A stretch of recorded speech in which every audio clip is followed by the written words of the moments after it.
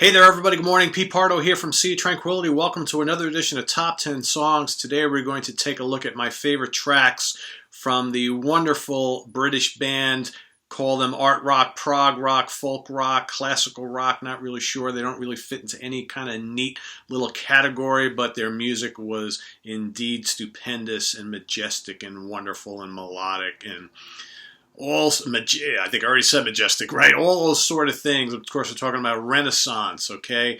One of those bands that probably had a nice little following in the 70s and the early 80s. Never really a big breakthrough act, but a band that's pretty beloved for a lot of prog rock fans to this day. And if you look back on their albums, a lot of really strong albums and some really, really great songs. And they were excellent at creating these kind of like epic compositions that kind of had lots of drama and tender moments and beauty, and they were never symphonic. Some of their music, yes, but they were never an aggressive band, so there's really not a lot of rock and roll in the music of Renaissance, but it's okay because they kind of did their thing and they did it really, really well. A band that I've liked for quite a long time, and putting together their top 10, or my top 10, I should say, of their best tracks. A little bit of a challenge, but there are some songs that are just like head and shoulders above the others. And for me, this wasn't as difficult as I thought it was going to be, but a challenge just trying to figure out kind of the configuration, right? So let's start from number 10. All right, we're going to go, it's a tune, it's a title track to one of their kind of later 70 releases, probably for me, their last strong album. There's some decent songs on some of their releases that came after, but I think this is the last one for me that's got some really, really strong tracks on it. It's a title track to A Song for All Seasons, which I like quite a bit. Another one of those kind of like epic tracks. It's very symphonic, got all these orchestral swells and things like that. And, Annie Haslam, obviously the vocalist, the singer, takes the track through all its many changes and moods and tempo. And, you've got all the elements are there from classic Renaissance, and that to me is head and shoulders the best tune from that album, and I like it quite a bit. It's another great epic composition from them. Next up, The Vultures Fly High comes in at number 9 off of Scheherazade and Other Stories. Not one of the songs that always gets talked about from that album, but it's always been one of my favorites from that album. I love the pacing of the song. It's got lots of drama. Annie's vocals are just amazing. You've got John Tout's awesome piano playing. I mean, what a great player he was throughout all those classic albums. And I really dig that tune a lot. So that's number 9. Coming in at number 8, from Turn of the Cards, probably for my money their strongest album, Running Hard. Again, those kind of rollicking, majestic piano lines and Terence Sullivan's awesome drum work. And, you can't underestimate, and again, he plays a big role in all these songs, the bass work of John Camp. An amazing bass player with his Rickenbacker bass, one of the unheralded greatest bass players of the 70s. Everybody talks about, the usual Chris Squire and Geddy Lee and John Entwistle and, all the other guys, right? There's so many of them that, Wetton and Lake and all that. Camp was a tremendous bass player. Listen to some of his, because, this band didn't have a lead electric guitar player. They had Michael Dunford, who played acoustic guitar, all right, and sang backing vocals, but there was no lead guitar player in this band. So John Camp kind of had to do that thing, and he did it very, very well. So a lot of really great grooves from him, but really melodic lead lines on, of course, the great tone from the Rickenbacker bass, which is just awesome. So Running Hard, a great tune from Turn of the Cards, comes in at number 8 for me. Number 7. The title track to the first album that Annie Haslam appeared on. In fact, it was actually the first album that the classic lineup appeared on, because earlier in their career, the first 2 albums were basically a totally different band. This was kind of like an offshoot from the Yardbirds, so to speak, right? Believe it or not. Very, very different, kind of like avant-garde, psychedelic, little bits of folk type of band with a completely different lineup. But it was with the Prologue album that the kind of, the Haslam, Dunford, Tout, Camp Sullivan lineup kind of became solidified.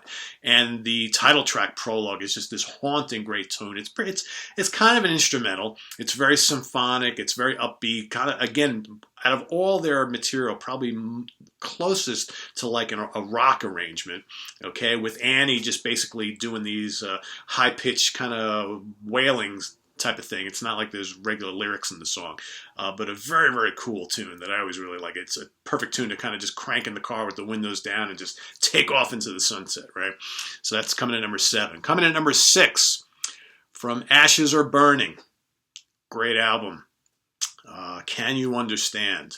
Another lengthy track that just has everything, the minstrel type acoustic guitars and the piano and Annie's angelic vocals. It's just a really, really great tune. And they did so many great songs that were like 8, 10, 15 minutes long. It's incredible. They're all really good. Another band great at doing epics. They don't get enough credit for them.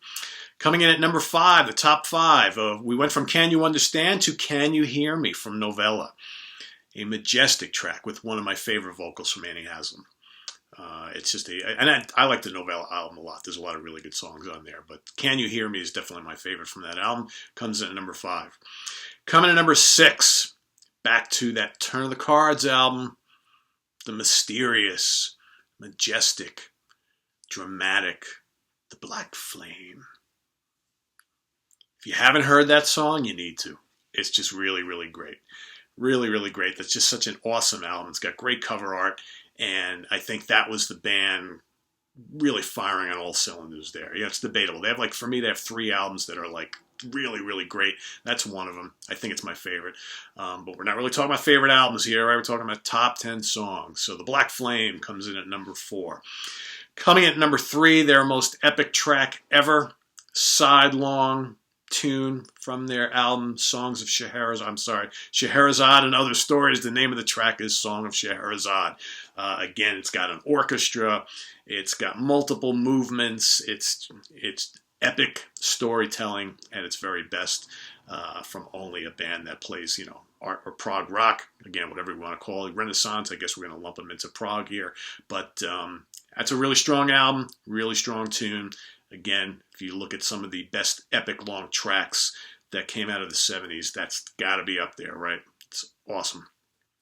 Coming in at number 2, my number 1 and 2 were set in stone before I even set out to do this because I just love these songs so much. And to me, they're the cream of the crop when it comes to Renaissance. Number 2, back to Turn of the Cards. The ultra dramatic and powerful Mother Russia. It's got another of, for me, there are 3 songs that are like some of the best of Annie's vocals. And this is definitely number 2. And I love the kind of symphonic and bombastic nature of that tune. It just kind of, the orchestrations and everything is just it's just such a wonderful tune. I can't speak highly enough of it. And it's like one of those songs that's almost hard to describe. That's how kind of incredible it is. And so different. Renaissance were completely different. There was no other band like them. All right. So my number 1 song, it's a song that has always really moved me from this band.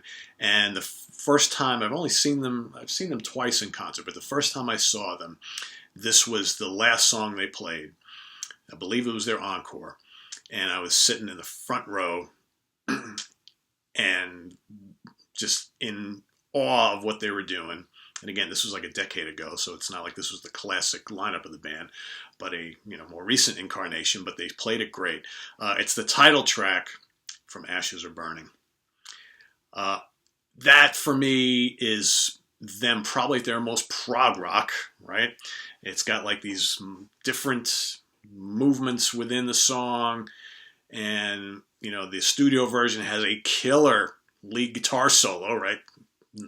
Unheard of on a Renaissance album.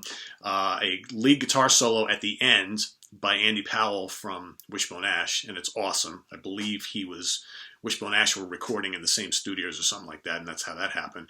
But there's also some cool Moog synth work in that, as well as the piano, and great lead bass lines, and but most importantly, a just drop-dead, gorgeous vocal from Annie Haslam. My favorite vocal from her on any song. And that I could just, the whole song is great, but the last half just brings me to tears. In fact, what I was going to get to with the story about going to see them live for the first time and seeing them play that is I literally was sitting there in tears watching and listening to them play this. That's how much this song means to me. And just seeing Annie, and again, this was like a decade ago, so Annie was probably in her late 50s, early 60s, right? Thereabouts, and nailing it. Just like she did back in the day. And I was like, oh my God, this is like the greatest thing ever. So that's my top 10 songs, right? So of course we got to have some honorable mentions.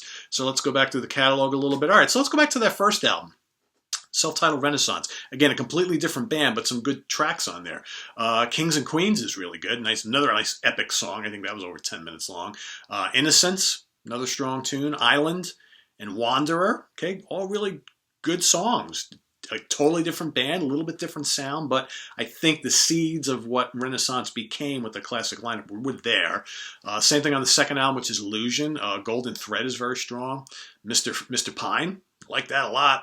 And Past Orbits of Dust, again, epic song constructions with some of that kind of classical and folk thing that they did so well. From the Prologue album, Sounds of the Sea, Raja Khan, right? Good tunes. From Ashes Are Burning, how about the unforgettable Carpet of the Sun, right? A tune that almost made my top 10, probably sits just outside it. From Turn of the Cards, I Think of You, gorgeous tune. Things I Don't Understand, another song that it killed me to leave out of my top 10, but you can't have everything. From Scheherazade and Other Stories, how about Trip to the Fair, the magical Trip to the Fair. The lush, absolutely drop-dead beautiful Ocean Gypsy. Okay, that's probably going to be in a lot of people's top 10s. From Novella, how about The Sisters? Midas Man. Touching Once is So Hard to Keep. Another great tune. From Song for All Seasons, how about Day of the Dreamer and Northern Lights? Northern Lights, I think the only like semi-hit single they ever had in this country. From Azure Dior. Not a great album, but a couple good tunes. Jekyll and Hyde I always liked. Golden Key is good. Secret Mission, pretty damn good. The couple of albums that came after that, I'm not a big fan of, so I'm not even going to mention anything on there. Some of the later stuff they've done. From Tuscany, Dear Landseer, I always liked. These are more recent albums, okay? From Grandini Il Vento, how about Symphony of Light and The Mystic and the Muse? That's a really good tune. So there you have it. So let's recap my top 10. So number 1, Ashes Are Burning. Number 2, Mother Russia. Number 3, Songs of Scheherazade. Number 4, The Black Flame. Number 5, Can You Hear Me? Number 6, Can You Understand? Number 7, Prologue. Number 8, The Vultures Fly High. And number 9, A Song for All Seasons. Hope you like that trip down memory lane with some of the classic stuff from Renaissance. Visit us on the web at www.seatranquility.org. We're on Facebook. We're on Twitter. Of course, we're on the mighty YouTube often. What do we got coming up? Man, I think my next top 10 songs are going to be that Frank Marino Mahogany Rush that I've been promising you. Otherwise, it might be kind of a quiet weekend. I got some other stuff going on, so that's going to take me away from this. But if I can drop in it, questions and answers, I will. Maybe on Sunday, we'll see. Not promising anything, otherwise it's going to wait till next weekend. And, we got some things in the works, as always. So stay tuned, take care, and we'll see you soon. Bye-bye.